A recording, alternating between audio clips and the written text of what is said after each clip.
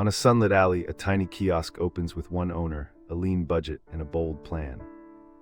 They test 3 products, listen to neighbors, and price smartly, blending value with speed to win trust. By partnering with a local supplier, they cut costs, doubled flavors, and kept profits steady through seasonal dips.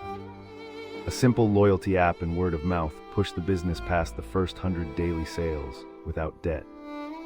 Soon they mentor 2 peers, proving that micro ventures can grow big on grit, community, and creative reuse.